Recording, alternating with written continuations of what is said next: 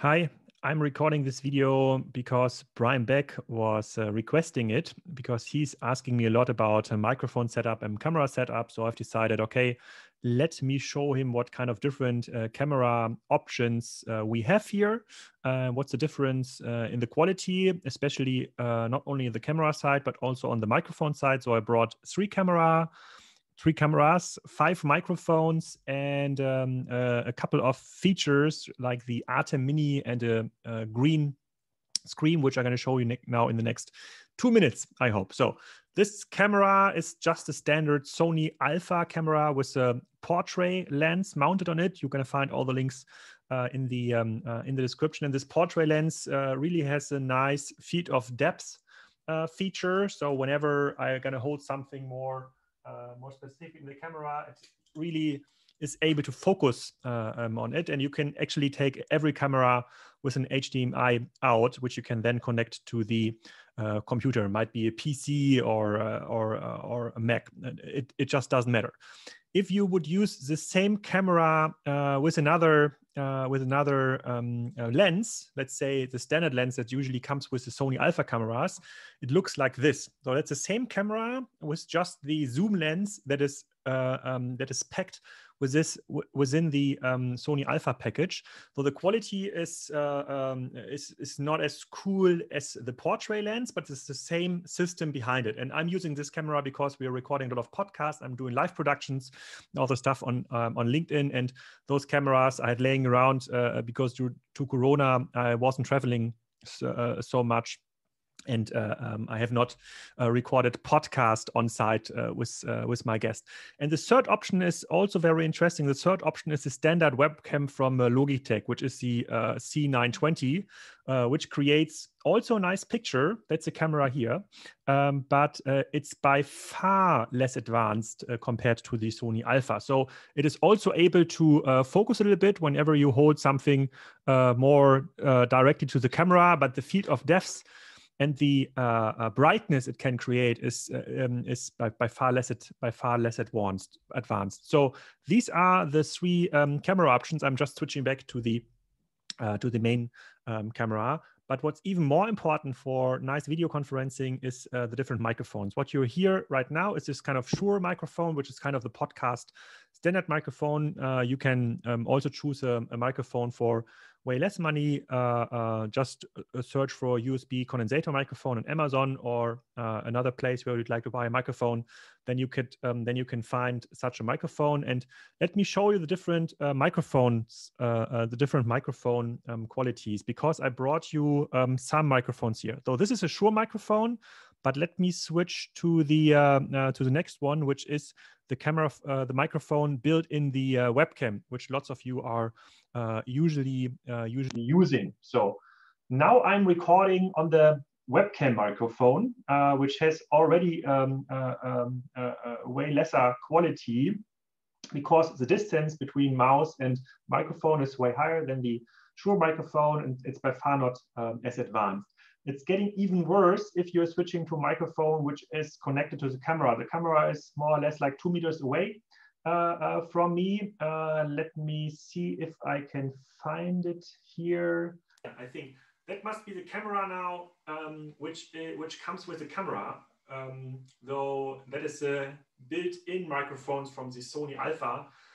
Also cool, but whenever you're going to record something, you shouldn't use this microphone as your major microphone. You could, when you record something outside, you could switch to a Sennheiser Wi-Fi microphone, which I have connected here. So let me show it. I think this is this one. So this microphone here comes with a Wi-Fi feature, so I can go even further away. It doesn't matter. So it stays connected with me. And I think the distance it can manage is like 50 meters. Usually in a home office setup, you don't need it. If you have a recording setup which requires a bit distance between the camera and the microphone, that is something you could choose. And the third option, or the fifth option, is actually this standard Bose headset. Lots of people has it, especially in planes. You see this Bose headset is kind of dominating. It's Bose QC 35 or something, but let me show how it sounds here. Let me switch to it.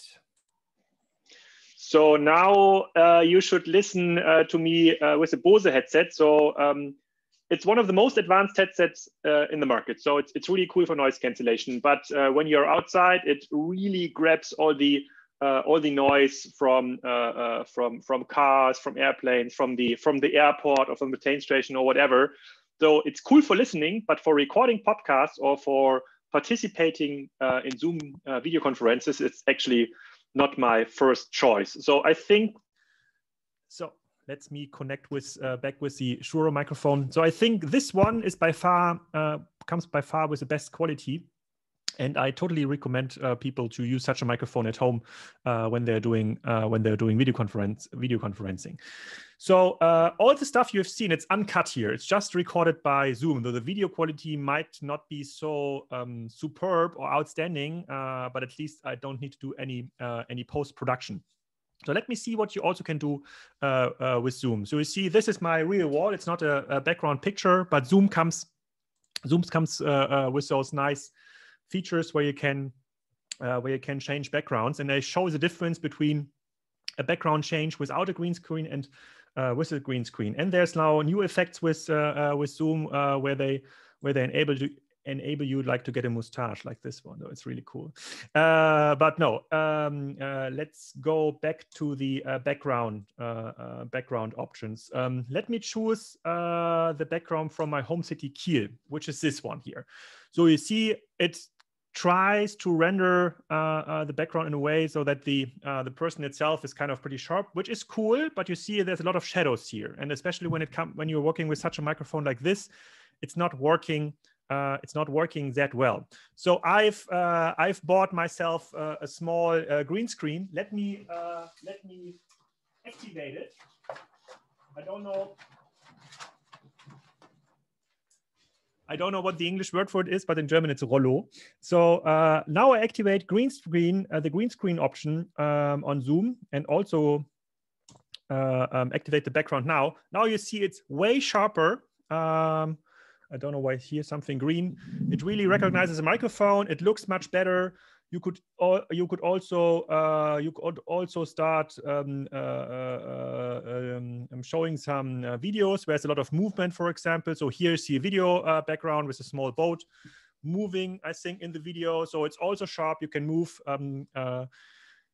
It's cool, to be honest, but it looks ugly in a home office. Therefore, I have not activated it a lot, but it's something I can recommend. To buy and to do.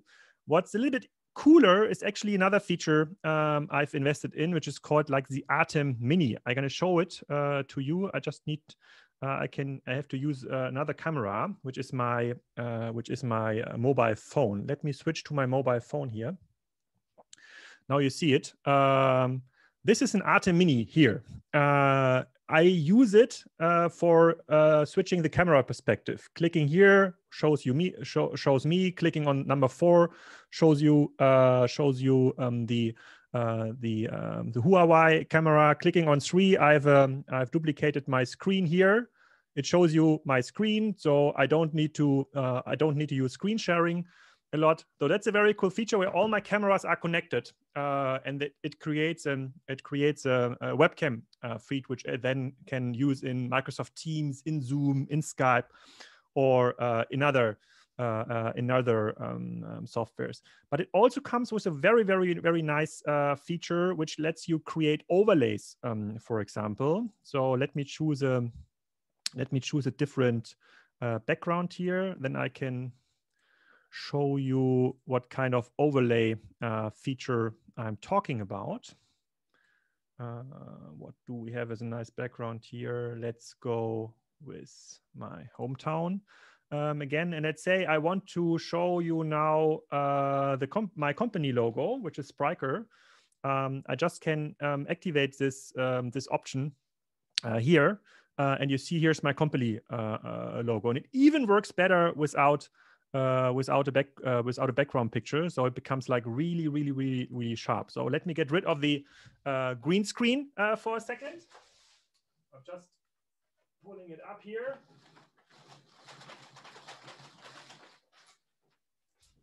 So showing the logo again. It comes in here. I can also switch the logo to my like favorite football club, whatever.